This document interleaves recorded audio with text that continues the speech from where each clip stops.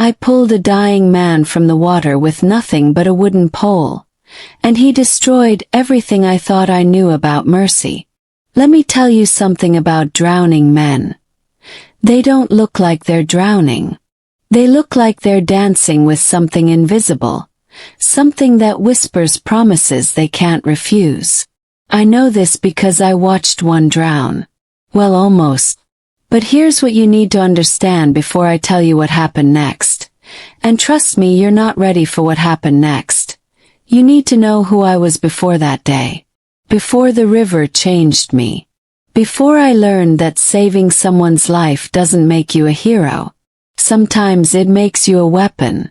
My name is Zainab Adeyemi. And 6 months ago I was nobody. A 23-year-old woman from Aiyetoro village with calloused hands, a sharp tongue, and dreams so small they fit inside my grandmother's kitchen where I spent most evenings grinding pepper and wondering if this was all there would ever be. The city people called our village quaint. We called it prison with prettier sunsets. I sold smoked fish at the Aiyetoro market every morning, haggling with women who'd known me since I wore my mother's wrapper as a dress. My father died when I was 12.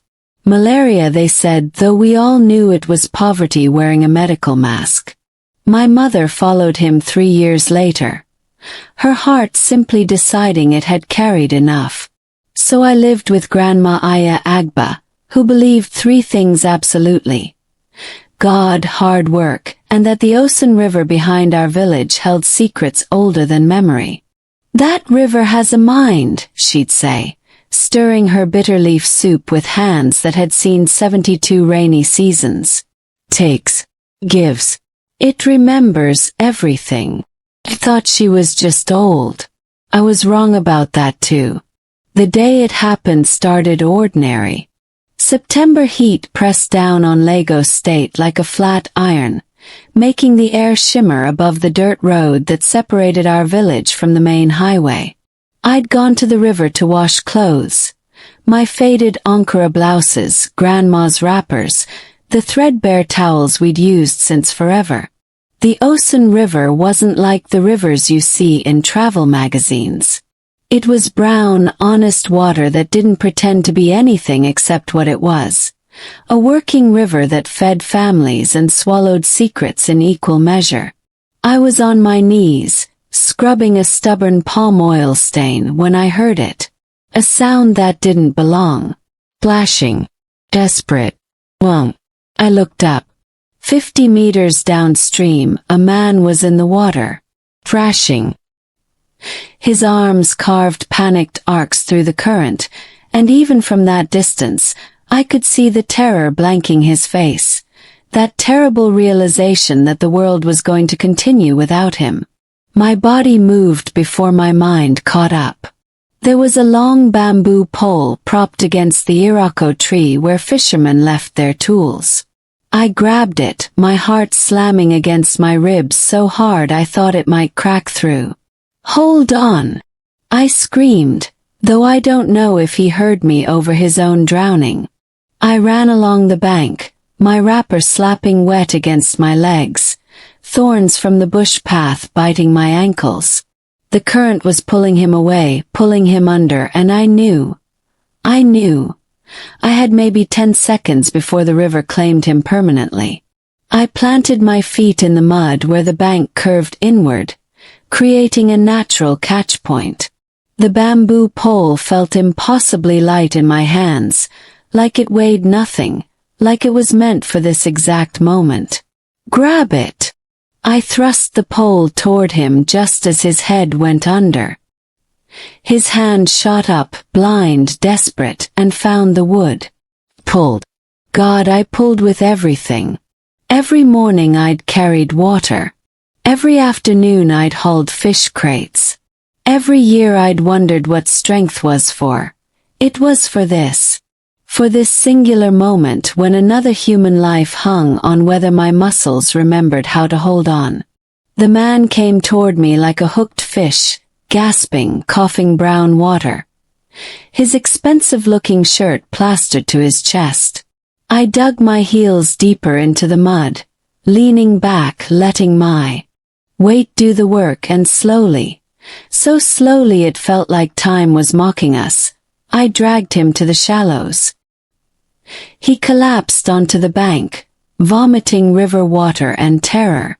I collapsed beside him, my chest heaving, my hands shaking so badly I had to sit on them. For a long moment, neither of us spoke. We just breathed. Harsh, grateful breaths that proved we were both still capable of breathing. Then he looked at me. His eyes were the color of expensive cognac, the kind they sold in Lagos nightclubs I'd only heard about. Even soaked and half dead. He carried himself like money, like the world had been arranged for his convenience, and this drowning business was merely an administrative error. "You saved my life," he said. His voice was rough, scraped raw by river water, but underneath it I heard something else. Education, privilege, power. I shrugged, suddenly aware of my faded wrapper, my bare feet, the sweat mixing with river water on my dark skin. I just held the stick. "What's your name?" "Zainab. Zainab." He repeated it like he was memorizing scripture. "I'm Kola. Kola Adenuga." The name meant nothing to me. Should it have? He pulled out a dripping wallet from his pocket, removed a soggy business card, and pressed it into my palm. "If you ever need anything at all, you call me. I mean it." I looked at the card. The ink had run, but I could still make out Adenuga Holdings. "Yo. I don't have a phone," I said simply because it was true. Something flickered across his face. Surprise. Pity. I couldn't tell and didn't care. "Then I'll find you," he said. "I promise." He kept that promise. I wished to God he hadn't. 3 days later, a convoy of black SUVs rolled into Aiyetoro village. You have to understand, nothing with air conditioning ever came to our village. We were the place politicians remembered existed only when they needed votes, then forgot again immediately after. But here came these vehicles, gleaming like obsidian, their tinted windows reflecting our shocked faces back at us. They stopped in front of Grandma's compound. Kola Adenuga stepped out wearing a white agbada that probably cost more than every piece of clothing I'd ever owned combined. Behind him came men in suits, carrying clipboards and cameras, and that particular arrogance that money gives people when they're about to change your life without asking permission. "Zainab." He smiled like we were old friends, like I hadn't just been the person who happened to be washing clothes when he decided to nearly die. "I told you I'd find you." Grandma emerged from the kitchen, her face carved into that expression of deep suspicion she reserved for politicians and prophets. "E caro ma," Kola greeted her respectfully, and I watched Grandma's suspicion soften slightly. He had manners at least. "My granddaughter said she pulled a foolish man from the river," Grandma said drily. "I see the man has recovered." Kola laughed, a genuine sound that made him suddenly human. "I have recovered. And I've come to thank her properly." What followed was the strangest hour of my life. Kola Adenuga, I learned, wasn't just rich. He was wealthy, the kind of wealthy that made rich people look broke. Real estate, hospitality, technology. His grandfather had been one of the first Nigerian businessmen to make serious money after independence, and Kola had multiplied that fortune into something obscene. And he wanted to thank me. "I'm establishing a scholarship fund," he said, sitting on Grandma's wooden bench like it was a throne. "For young women in rural communities. I want you to be the first recipient. University. Any course you want. Full ride." The world tilted. I didn't finish secondary school, I whispered. I had to quit in SS2 when Mama died. We'll handle that. Evening classes. Fast-track program. Whatever you need. I looked at Grandma. Her eyes were wet, but her face remained stern. Why? She asked the question I couldn't. Why go this far for a girl who did what any decent person would do? Kola's expression shifted, became something raw. Because most people wouldn't have. Because I've spent my whole life surrounded by people who'd watch me drown if there was profit in it. Because your granddaughter didn't hesitate. He turned to me. You didn't think. You just acted. Do you know how rare that is? I didn't.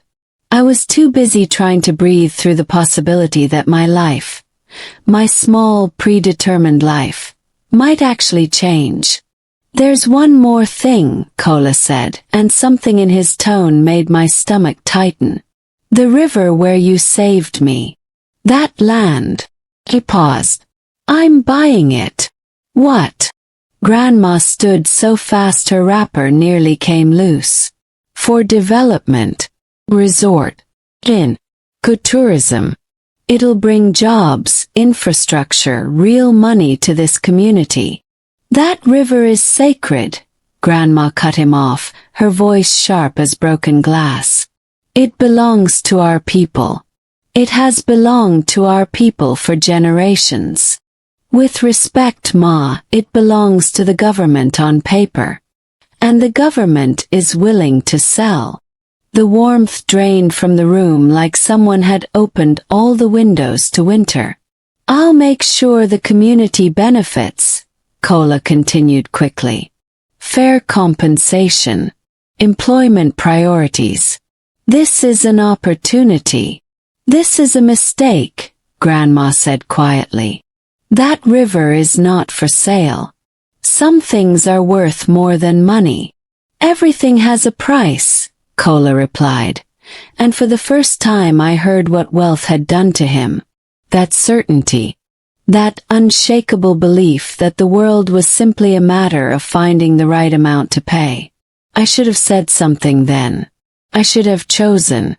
Instead, I sat silent, caught between the man offering me a future and the woman who'd given me a past, and I said nothing at all.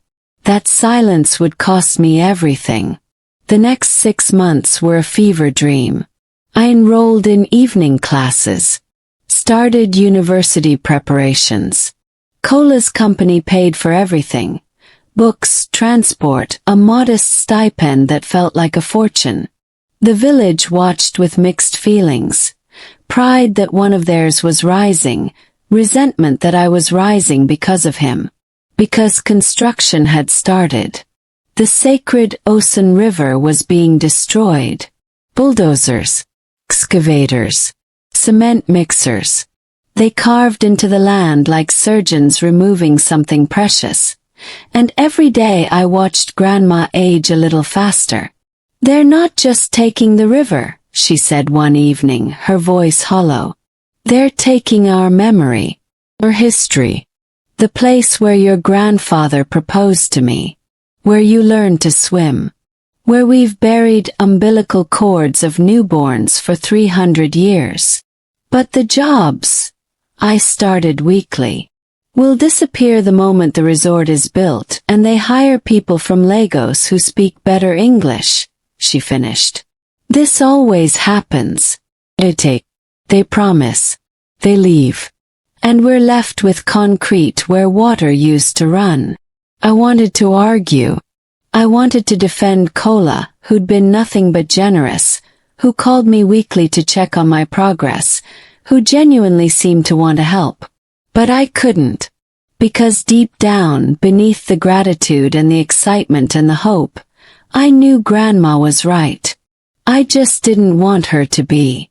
Then everything changed on a Tuesday. A small activist group from Lagos, one of those organizations that fought for environmental protection and indigenous rights, showed up with cameras and lawyers. They'd heard about the development, started asking questions, and they found something. The permits were fake. Not fake. Worse. Technically legal but morally fraudulent. The kind of paperwork that gets pushed through when enough money changes hands in enough dark offices. The environmental impact assessment. Buried. The community consultation. Never happened. The sacred designation of the river. Conveniently lost in bureaucratic shuffle. It exploded on social media.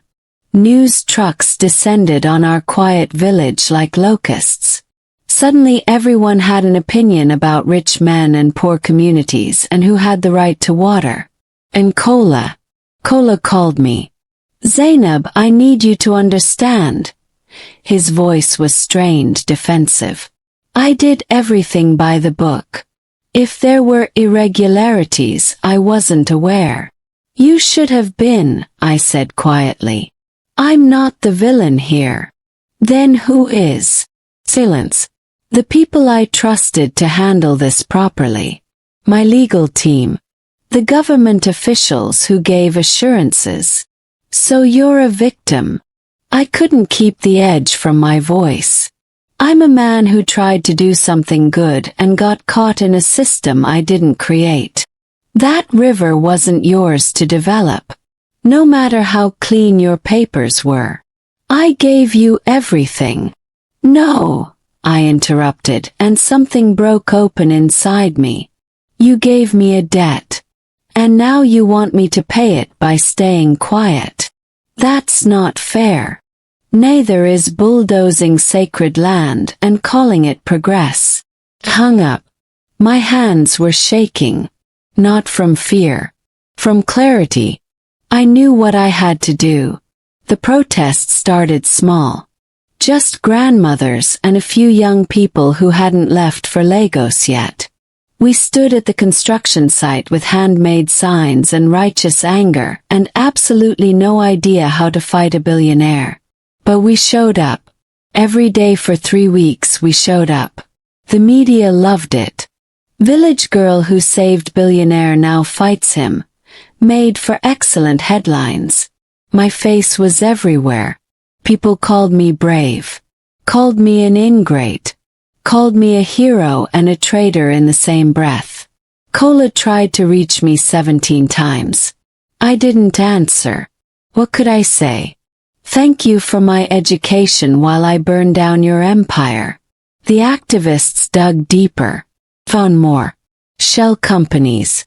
Bribed officials. A pattern of development projects that promise community benefit and deliver gentrification. Mr. Tund Balagan, the government official who'd signed off on everything, started losing allies. Political rivals smelled blood. Investigations opened. And slowly, incredibly, impossibly, we won. The permits were revoked. The construction stopped. The land was designated protected. Permanently this time with actual legal teeth. Aiyetoro village celebrated like we'd won a war. Maybe we had.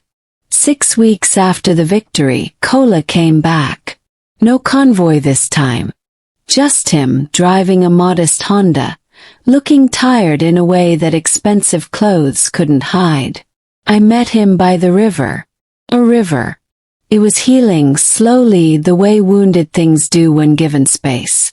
"You destroyed me," he said without preamble. "I held up a mirror," I replied. The land was protected. Permanently. They returned to Aiyetoro village without cameras, weeks after everything settled. The river flowed calmly, like none of it had ever happened. Like water doesn't carry memory even though Grandma swore it did. "You saved my life here," Kola said, standing where I'd pulled him from drowning.